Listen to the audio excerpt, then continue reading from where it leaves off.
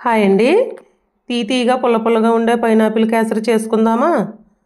దీనికి నేను ఒక 2 పెద్ద పైనాపిల్ అయితే తీసుకుని శుభ్రంగా తొక్క తీసేసి ఇలా ముక్కలుగా చేశానండి. ఇందులోని మనం కళ్ళుప్పు కానీ సాల్ట్ కానీ వేసుకొని నేనైతే సాల్ట్ వేసానండి. సాల్ట్ వేసిన తర్వాత ముక్కలకు బాగా సాల్ట్ పట్టేలా ఒకసారి కలిపేసుకుని తర్వాత వాటర్ అయితే పోయాలండి. ముక్కలు ములిగేలాగా వాటర్ పోసిన తర్వాత కూడా ముక్కలు బాగా జాడించినట్టుగా కడగాలండి ఉప్పు నీటిలో. ఇగోండి ఈ విధంగా ఆ ఉప్పు వాటర్ తీసేసిన తర్వాత మళ్ళీ ఇంకో 4-5 సార్లు అయితే మామూలు వాటర్ వేసి కడుక్కోవాలండి. కడిగి వాటర్లోంచి పక్కకు తీసేయాలి. తీసేసి జ్యూస్ చేసి మిక్సీలో వేసి జ్యూస్ చేసి పక్కన పెట్టుకున్నానండి. నేను పొయ్యి మీద పేనం పెట్టి పేనం వేడెక్కిన తర్వాత ఒక స్పూను నెయ్యి అయితే వేయాలి.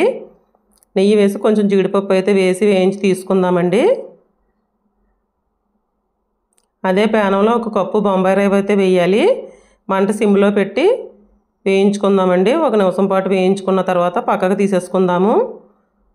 పేనం పెట్టండి. మళ్ళీ అదే పేనంలో ఒక అరకప్పు పంచదార అయితే వేసాను. మనం జ్యూస్ చేసుకున్నాం కదండి, అదైతే నేను వేస్తున్నాను. కప్పుతో కొలిసి వేస్తున్నాను.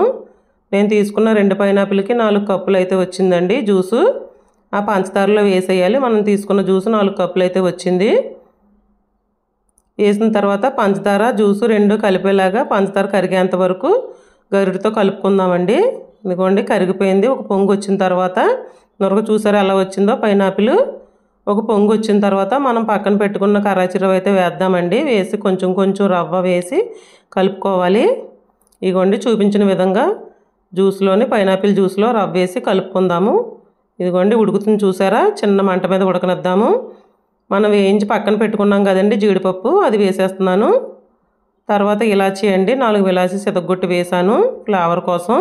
నేను ఇందులో ఏ కలరు కూడా వేయలేదండి. ఒక 2 స్పూన్లు నెయ్యి అయితే వేస్తున్నాను. వేసి మళ్ళీ ఒకసారి బాగా కలుపుకుందామండి.